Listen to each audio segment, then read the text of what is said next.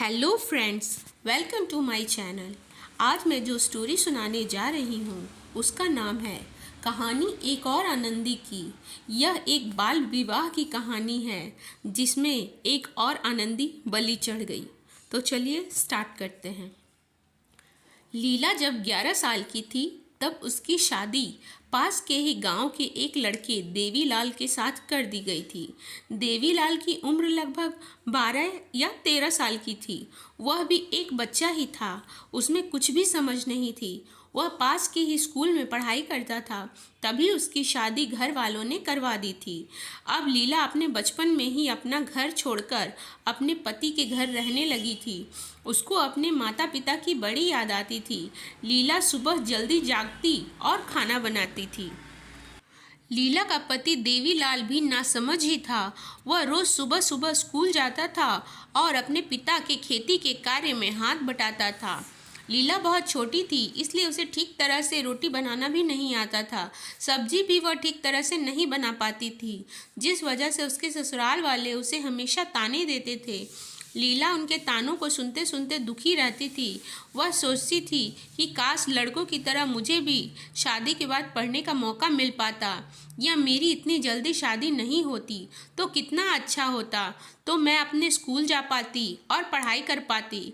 यह सोचकर लीला हमेशा दुखी रहती। वो अपने माता पिता के घर पर बहुत ही देर तक सोती रहती थी, लेकिन यहाँ पर ठंड के दिनों में भी लीला को सुबह जल्दी जागना पड़ता था। अपने घर का सारा काम काज करना पड़ता था। उसकी सास उस पर हुक्म झाड़ती थी सो अलग। लीला की उम्र अभी खेलने कूदने की ही थी, लेकिन बेचारी अपने बचपन को खो चुकी थी। वह घर में सभी के कपड़े धोती और जब अकेली होती तो रोने लगती थी। उसको अपने बचपन की बड़ी याद आती थी। लीला की हंसी शादी के बाद लगभग खो चुकी थी। वह उदास सी अपने बचपन के दिनों को याद करती रहती थी कि किस तरह मैं अपनी सहेलियों के साथ स्कूल में खेला करती थी।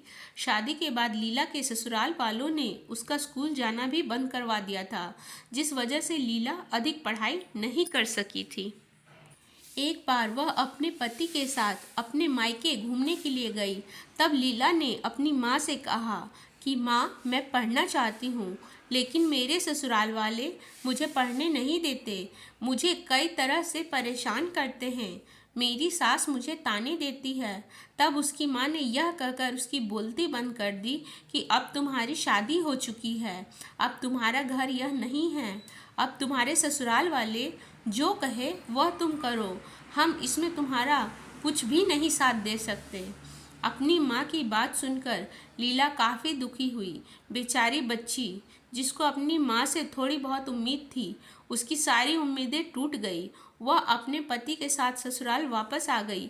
अब ससुराल में लीला की सास उससे और भी ज़्यादा जोर ज़बरदस्ती करती, उसे ताने देती और साथ में दहेज की मांग भी करना शुरू कर दिया था। रोज़ रोज़ के इन तानों से तंग आकर एक दिन लीला इतनी दुखी हुई कि उसने आत्महत्या करने का फैसला कर लिया और बेचारी बच्ची, जिसकी उम्र मात्र 12 या 13 साल की थी, इस दुनिया को छोड़कर चली गई।